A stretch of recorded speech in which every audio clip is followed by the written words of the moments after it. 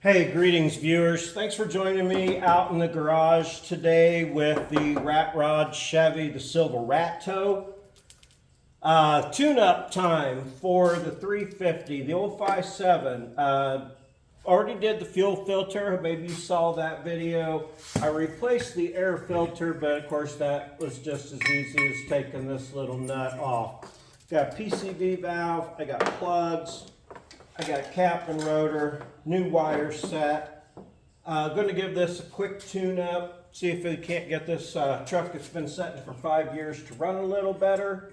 I ran a bottle of seafoam through the gas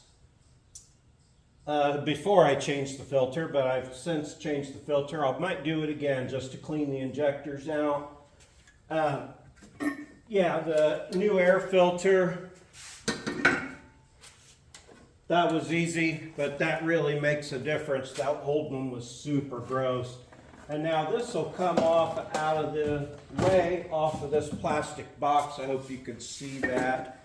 I'll get you in a little closer here in just a second. Yeah, this is going to be pretty easy, pretty basic, and much like every other tune-up I've done. Pull the wires, pull the plugs, change the cap and rotor. What's the V8 Chevy 350 firing order? 18436572. So you can pull all these off. Number one is the one that points towards the number one cylinder, but as long as you mark it as you're taking things off. Let me grab some tools here. Okay, now I'll get number one off of here. And in a Chevy, it's 13572468 on the other side, if you don't know that. Oh man, that's been on there a while. All right, now I'm gonna follow this around to save all these cool organizers because they're nice. They'll keep your wires from rubbing on each other, jumping spark possibly, plus it keeps them off the manifolds and everything else. Now, as you saw, I have this up on jack stands and the tires off. The steel wheels are getting their tires put on. Oh, these got the little clippy thing on them. I like these kind. Well, these are pretty nice. Yeah, factory plug dealies.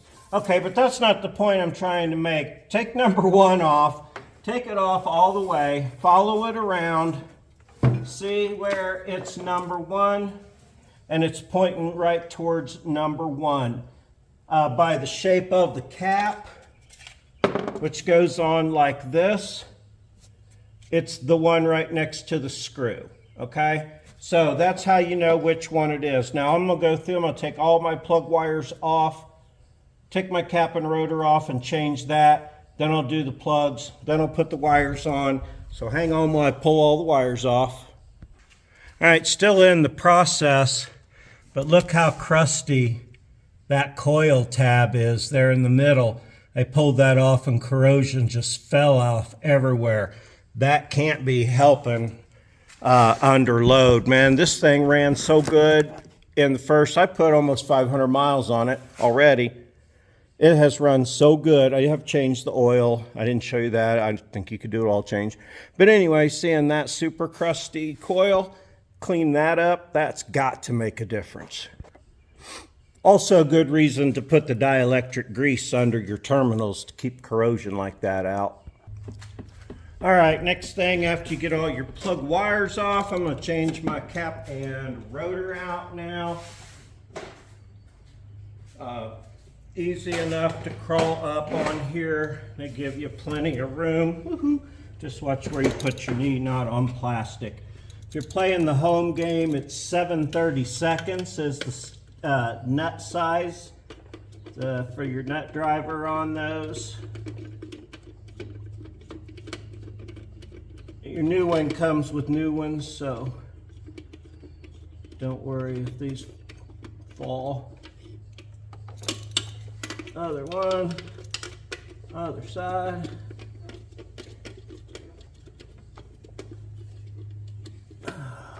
Looks pretty clean down in the throttle body. I may run another bottle of seafoam through it. You know, that's the first time I've ever used that, and hell, I swear it made that truck run better the more I drove it. But that happens. They kind of self-heal as you start using them again. That cap is disgusting. Damn, this thing ought to just fucking run so good. God damn. Alright, has that rotor bug got a screw in the middle? Nope. It's just a pop off of there. Okay. Hope you can see what I'm doing here. I don't have a way to get you back in there any closer. I don't know why that rotor don't want to come off, but well, I do. It's stuck. Ah, some bitch. Okay, hang on. Let me back down. I'll get something to pry that up. Okay. Struggle's real. I wonder, I think the air conditioning probably works on this truck. There we go, a little push and turn there. This went right under the base of it. Turn the handle of the screwdriver. That's crusty. This one looks good. You know, there's a lot of rust on that, and that makes a contact. I'm going to brush the rust off of that too.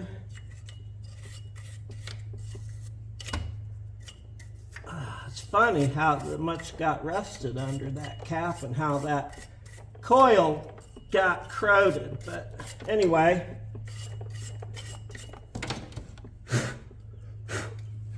yeah.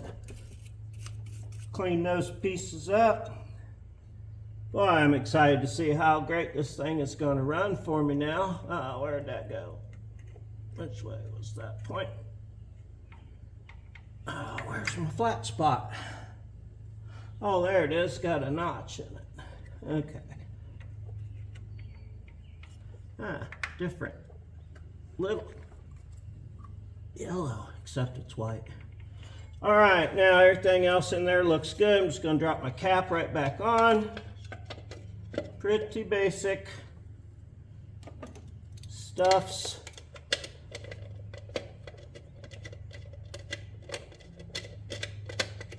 Yeah. Oh, where's my boat? Oh, there we go. Come on. I have my wires under it. It's got a little thing it has to catch. That little square opening goes around your plugs for your tack and such. So you gotta make sure you get that in there just right. That shouldn't be that difficult. All right, that was way more difficult. I made that more difficult than it needed to be. I had it misaligned. This weird cap. I don't do a lot of GM stuff yet, but it's got these little tabs you have to line up, and you have to back those factory screws out some. So do that before you try to put it on. All right, now PCV valve. Go ahead and yank that out of here. These are usually able to be cleaned. And yeah, this one even rattles good like a new one. You just pull it up out of there. It kind of rattles. I'll keep it and clean it. They should rattle nice like that one. You should be able to blow through the bottom, but not through the top. That's how you can tell if it's good. So once you clean it, that's the test that you give it. I always buy a new one, clean the old ones, and then never install them in anything. I don't know why I do it. But anyway, put the hose back on it. That's as simple as it is to change the PCV valve. Now I'm going to show you, go back to the other side to show you plugs. Yeah, you could definitely see better on this side for plug removal. Find a place for this light. Maybe up here too. What's that look like for you? Yeah, you can kind of see what's going on. I'll grab a plug you can see. I'm only going to do one. because they all do the same. These are cast iron heads, I believe. Hell, you know, I don't even know if these are aluminum heads on this motor. I don't know anything about 350 Chevy, to tell you the truth. Oh, except that plug wasn't tight at all. But anyway, I'll get this one out. I've already gapped them according to the chart here on the radiator support. It says to gap them at 35. I'm anxious to see what one of these looks like. The belt looks pretty, oh, that's pretty old and crusty looking, but burning clean. A little buildup on it, but no oil. Let's see, they got a 35 gap. Looks like they gapped a little bit bigger than me. All right, I'm gonna get all these pulled. I'll show you what they all look like when I get done pulling all of them. And I'm gonna swap all these plugs real quick. All right, now go ahead and put one back in. Take your plug, put it in your socket. Reach up in there where it goes. Get it threaded in. You can usually run them all the way in without the ratchet. And then just put the ratchet on it and pull it up snug. Make sure, yeah, you got it nice in there, proper threads, all that goodness. Slip your ratchet down in. Oswald, no, no. Oswald, no, no, no. Okay, Amazon, hold on. That's one never fail Amazon alert system right there. Okay, now. You got that run up. Make sure you got a nice bite on it. Hold your ratchet good and sturdy, especially if you got an extension on there. Give that a good, nice snug. Doesn't take a lot. Just snug it up. I'm gonna stop you here and do all the rest of those. Here's what the 4 plugs look like that I just took out of this side. All of them look pretty good, really. Burning clean. Wires look good. Replacing them anyway. Cap and rotor had a lot of corrosion, so did the coil. So I think it's going to be time well spent. When I get the other 4 out, I'll show you those. All right, so once you get your wires on, or your plugs in, it's time to put your wires on. These are the same on either end as far as the plug goes. Actually, they're not. You got one end that's got ribs in it, and that's the plug end to fit over the ribs in the plug. And the other end is a smooth end to fit over the smooth part of your doohickey up there. Now, this kit comes supplied with some dielectric grease.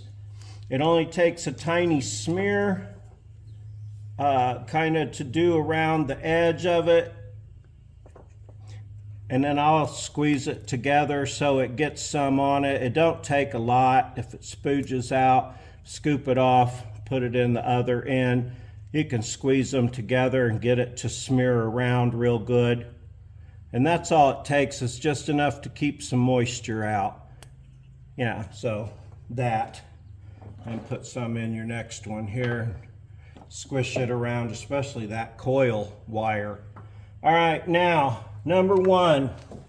And we remember where number 1 is. So we'll go on our number 1 spark plug and click.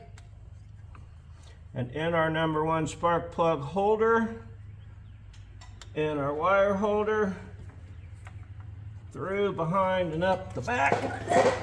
And I'm gonna have to probably stand up for some of these on my stool. But in that clip, around behind everything, and clip on my number. Whee! That slid right back off. Did you see that? Do I have them backwards? I thought I had it the right way. Well, I guess. Let me try this on here. Okay, so I was backwards. The ribbed end goes on the distributor, and the other end goes on the spark plug. Let me get up here. There we go. Now, come around behind the back. See, you'll fumble fuck around with stuff too. You can maybe say you won't, but I bet you do. All right, this is a way long wire, maybe. And click. Push it on there till it clicks. Damn. There. Goes a long way on.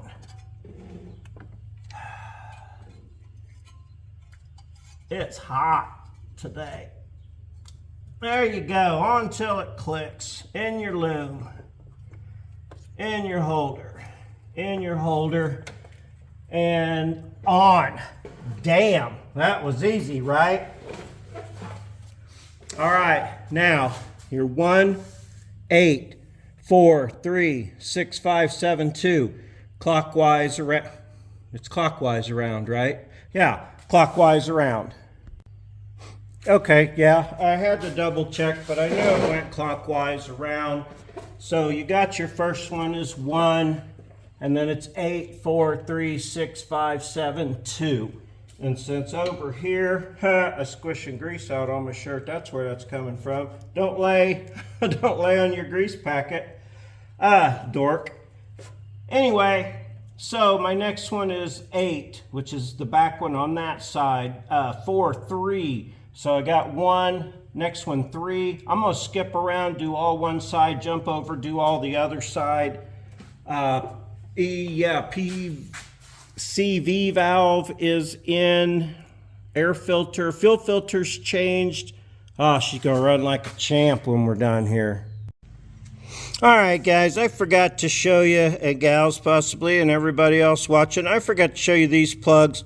Also look really good except for the rust. Now, I got all of this wires in. I put it all back in the original looms and everything was peachy keen until I disrupted that radiator hose right there, or that cooling hose that goes right here into the heater core.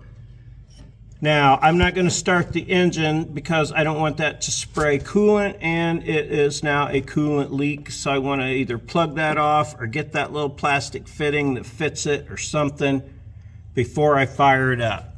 But now, new PVC, new plugs, new wires, new cap, new rotor, everything cleaned and ready, new fuel filter put on. I can't wait to fire it up. Hopefully you'll get to see that.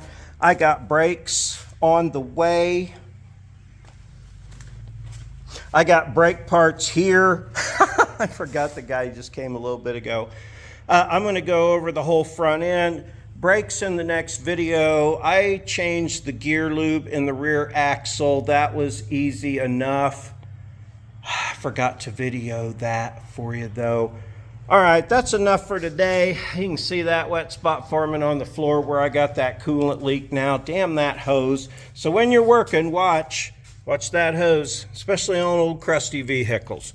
All right, enough about that. Oswald's ready to play.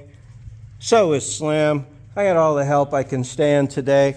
I sure appreciate you joining me for this part on the Silverato. Tomorrow I should have my wheels and tires. We'll do brakes, have her back on the road in no time. I sure appreciate you watching, hanging out with us in the shop some today. I love you. Like, subscribe, and comment. Please share videos, all that good stuff. Have a super great day.